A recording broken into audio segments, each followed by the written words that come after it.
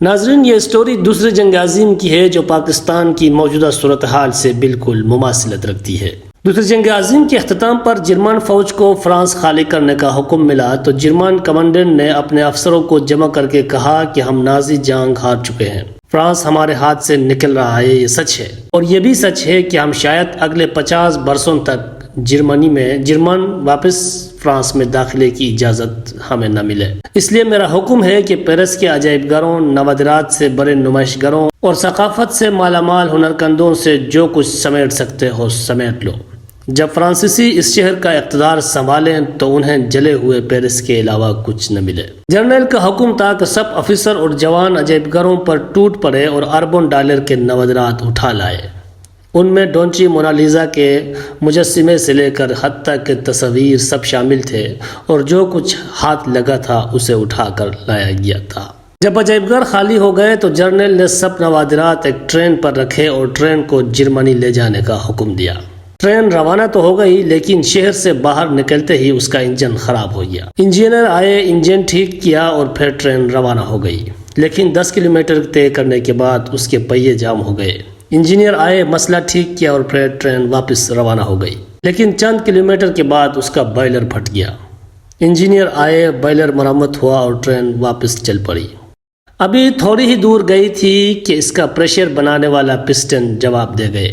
Engineer آئے، piston مرمت ہوئے اور ٹرین روانہ ہوئی۔ عزیز دوستو، ٹرین خراب ہوتی رہی اور جرمن انجینئر اسے ٹھیک کرتے رہے، یہاں تک کہ فرانسیسیوں کو دوبارہ پیرس کا اقتدار سنبھالنے کا حکم ہوا۔ جیسے ہی فرانسیسیوں نے فرانس کا اقتدار سنبھال لیا اور ٹرین ابھی فرانس کی حدود ہی میں تھی، ٹرین کے ڈرائیور کو واپس پیغام ملا کہ وہ ٹرین واپس پیرس کی طرف مول دے۔ موسیو، بہت شکریہ۔ ڈرائیور نے ہاتھ ہوا میں لہراتے ہوئے جواب دیا اور ٹرین واپس پیرس کی طرف مول دیے۔ ڈرائیور نے ہاتھ ہوا میں لہراتے ہوئے واپس پیرس کی طرف روانہ ہوا، اور جب وہ پیرس پہنچا تو فرانس کے سارے لیڈرشپ اس کے استقبال کے لیے کھڑی تھی۔ ڈرائیور پر گلپاشی کی گئی، پھر اس کے ہاتھ میں مائک دے دیا گیا اور ڈرائیور نے اس جوشیلا انداز میں خطاب کرتے ہوئے بولا، میرے عزیز ساتھیو، جرمنی کے گدھوں نے نوادرات تو ٹرین میں بھر دیے، لیکن یہ بھول گئے کہ ٹرین کا ڈرائیور فرانسیسی ہے۔ اگر ڈرائیور نہ چاہے تو گاڑی کبھی بھی منزل پر نہیں پہنچا کرتی۔ اس واقعے پر کئی بالی ووڈ یا ہالی ووڈ کے فلم بنائے گئے اور آج بھی دنیا کی ایک عظیم سٹوری کے طور پر یاد ہے۔ قارئین کرم، المختصر المقصود یہ کہ اگر اپنے ملک کی تاریخ پر نظر ڈالی جائے تو یہ بھی کسی ٹرین کی سٹوری سے کم نہیں ہے۔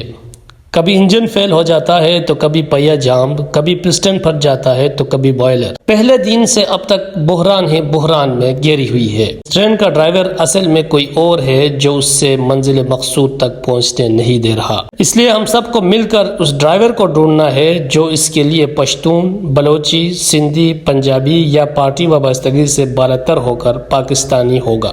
ذرا پاکستانی بن جائے اور اس سے پہلے کہ بہت دیر ہو جائے، اور اس ارض پاک کو ہمیشہ آباد و سلامت رکھنے کے لیے اپنا انفرادی کردار ادا کرے۔